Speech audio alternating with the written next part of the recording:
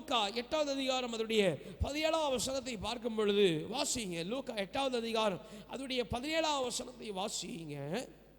சோதரம்,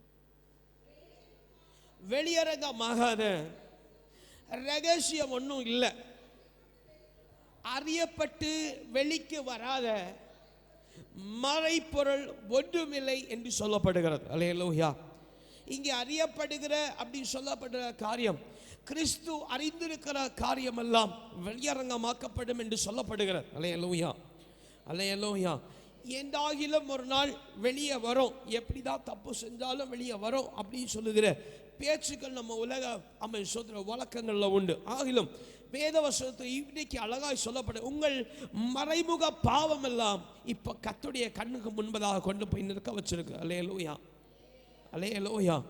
நீங்க மறைமுகமாய் செய்கிற எல்லா காரியங்களும் இப்ப கர்த்தருக்கு முன்பதாக நிற்க வச்சிருக்கு. அல்லேலூயா.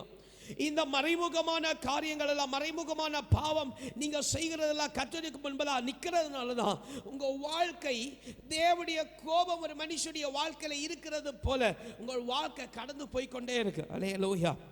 மேன்மை இல்லாது, உயர்வு இல்லாது, ஆசீர்வாதம் இல்லாது, சமாதானம் இல்லாது அவன் சோதர உங்களுடைய வாழ்க்கை ஒரு கதையை போல அவன் புரண்டி போய்கொண்டே இருக்கு. அல்லேலூயா, அல்லேலூயா, அல்லேலூயா. எப்படி உங்க மறைவான நீங்க மறைவில் செஞ்சிருக்கிற பாவம் எல்லாம் இப்ப வெளியரங்கமாக இருக்கு, கர்த்தருக்கு முன்பதாக இருக்கு. அல்லேலூயா, அல்லேலூயா. இங்கே லூக்கா சுவிசேஷம் சொல்லப்படுகிற காரியம் அவன் மறைவாய் அவன் சோத்திர எந்த காரியமும் இருக்காது. எல்லாம் என்ன செய்யப்படுமா? ஒரு நாள் வெளிச்சத்தில் வெளியரங்கமாக்கப்படும். அல்லேலூயா. இது எந்த மாற்றமும் இல்லை. வெளிப்படுதல் சுவிசேஷம் பார்க்கும் பொழுது அங்கே திட்டமும் தெளிவுமா இருக்கு, சகலமும் வெளியரங்கமாக்கப்படுகிறது. அல்லேலூயா, அல்லேலூயா. குகையில் மறைந்திருந்தாலும் சரி, ஒழிக்க போனாலும் சரி, பர்வதங்களை தேடி அவன் ஓடுகிறதா இருந்தாலும் சரி, அக்கினி கொண்டதா இருந்தாலும் சரி, கடல் கொண்டதா இருந்தாலும் சரி, காற்று கொண்டதா இருந்தாலும் சரி, எவைகளா இருந்தாலும் எல்லாம் வெளியரங்கமாக்கப்படும். அல்லேலூயா.